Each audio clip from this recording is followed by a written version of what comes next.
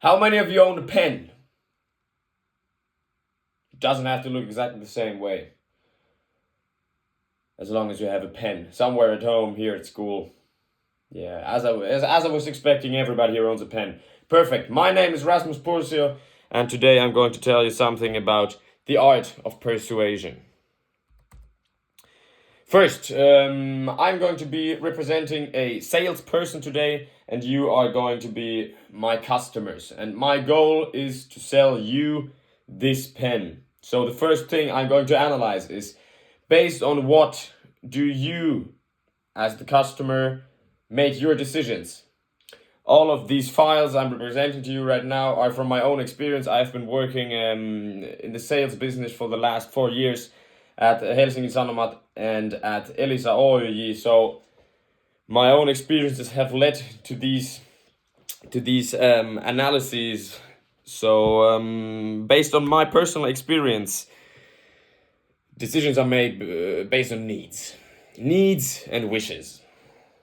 So as simple as it sounds, people need water, people need food, people need clothes, because that is a standard that our society has set, and these are things that people need to survive.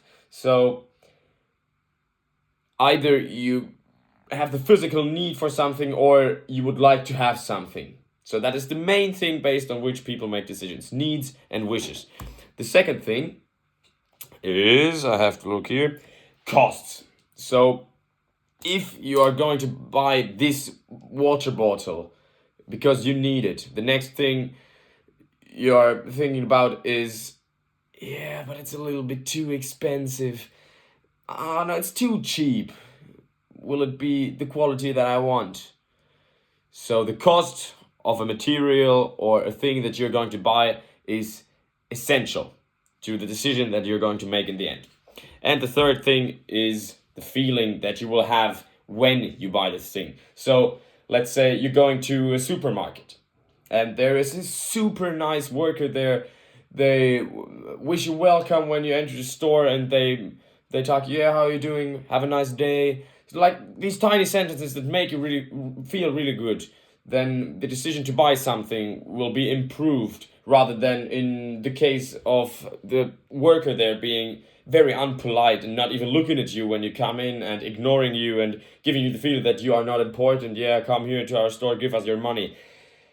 That will lead to you feeling a little bit negative, and if you see a second store next to that one, maybe you will go there to buy your water bottle. So these are the three main things based on which the customer makes the decision. So what's important for me? Now, from the perspective of the salesperson, first we have needs and wishes. What do I ask myself as a customer, and how can I, as a salesperson, affect that? Here the question is, why would I need this pen? That you ask yourself as a customer. So I, as a salesperson, am going to try to talk you to think to a need or a wish that you maybe didn't even have, but via my communication, I am enabling this process to lead you to think that you have the need for this pen. So, how am I going to do that? First, it's so important to build a common ground on which we can operate. So the thing here is that I need to ask you as the customer questions that are hardly answerable yes or no. Because if I ask you questions that you can answer with yeah, nah, then it will lead to discussion being a monologue. So only me would be or only I would be talking there, and we don't want that in a sales process. So it's very important to ask questions that the customer needs to answer with words, because then they always start talking a little bit more, open up a little bit more. And in the case of this pen, for example, I asked them, yeah, how can I help you?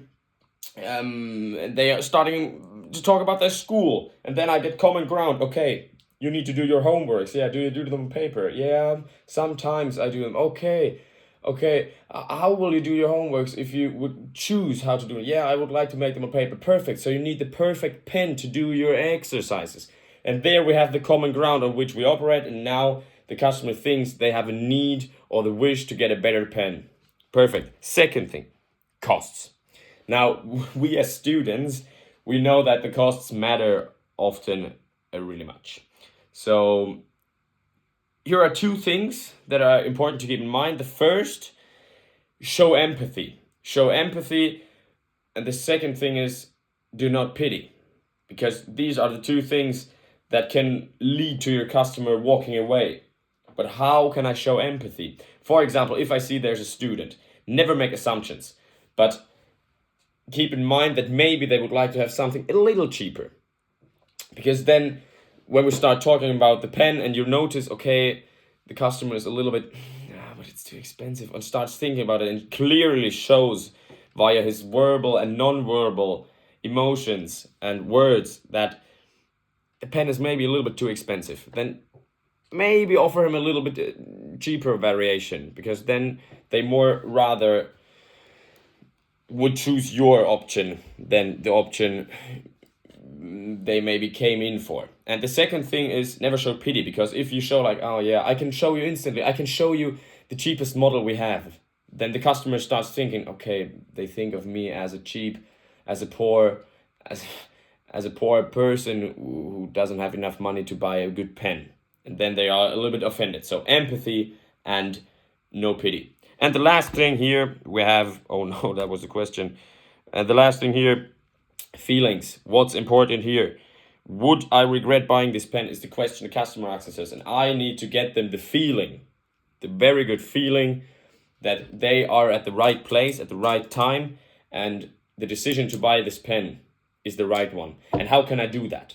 I can do that by asking them questions, by making them feel good, by making them feel appreciated and respected.